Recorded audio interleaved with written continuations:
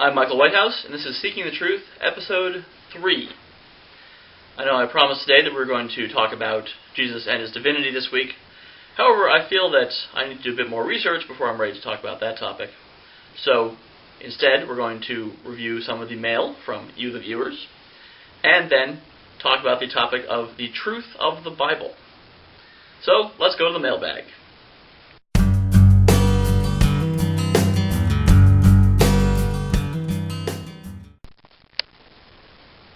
Alright, let's see what we have here.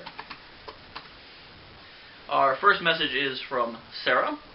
She says, I think Yeshua is a more accurate rendering of Jesus' given name. Yes, Sarah, that is correct. It is actually Yeshua. I mispronounced it during the last episode. So it would be Yeshua ben Yosef. We also have an email from Jason, who has a number of corrections.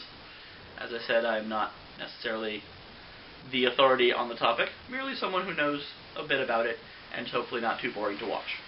What Jason says is, interestingly, Christ literally means the anointed one, which is derived from the Greek Christos, which means covered in oil, a literal translation of Messiah. Jason also says the book of Luke describes Jesus at age 12. There is still a gap, but it's much shorter than I suggested last time. He says Jesus traveling to the east is more dodgy historically than a lot of stuff that has been ruled apocryphal by most churches. That the Jewish book of Ecclesiastes, written in 250 BC, shows stronger possible similarities to Eastern philosophy.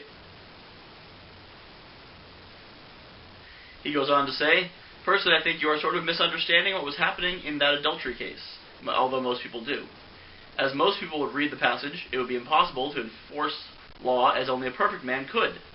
If you take a closer look at what's going on, the law being referred to says, if a man commits adultery with another man's wife, with the wife of his neighbor, both the adulterer and the adulteress must be put to death.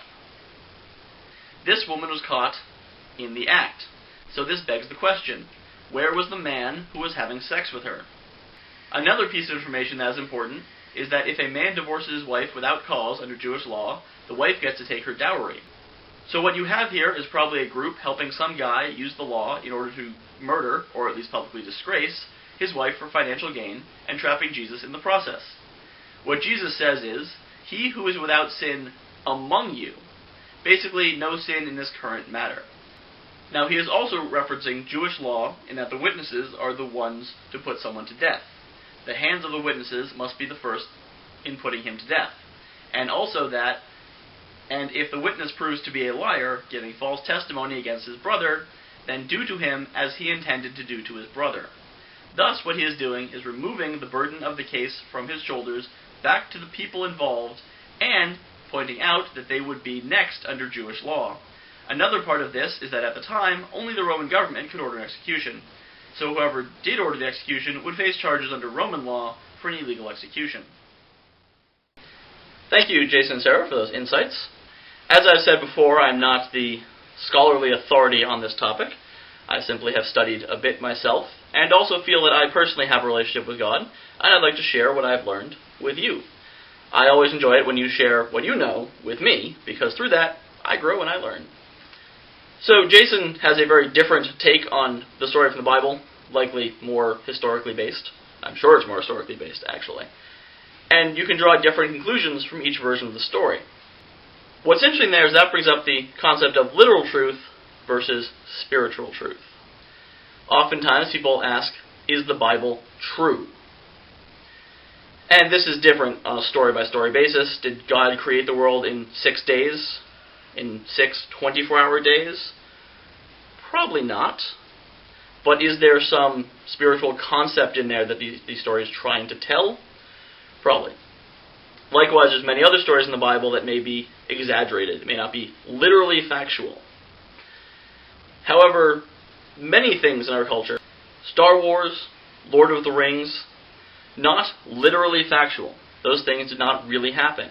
And yet there are lessons that we take from the stories in those movies and bring into our lives as moral tales. Likewise, stories in the Bible, likely based on true stories. Some of them likely are true stories.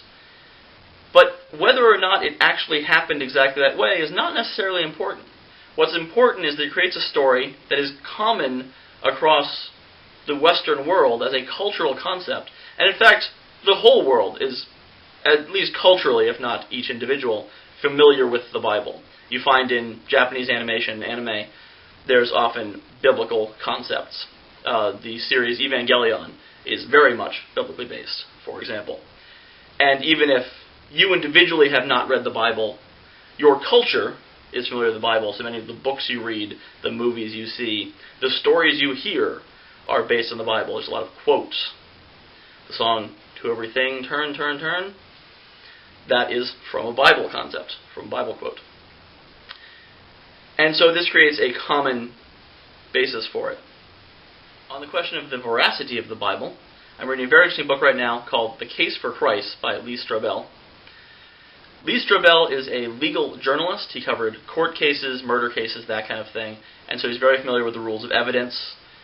And he decided to approach the question of the Bible from that sort of background, looking at the Gospels as witnesses, Matthew, Mark, Luke, and John, as witnesses. Is the story really from them? Do they have any incentive to embellish the story? And he talked to a number of scholars on this topic, and of course his conclusion was ultimately that the Bible is true. He writes, as you might expect a legal journalist to write, kind of like dry toast, but the concepts in it are very interesting and certainly worth reading through. And that is The Case for Christ by Lee Strobel. I highly recommend that you read this book. I'm Michael Whitehouse, and this is Seeking the Truth. Everything turn, turn, turn.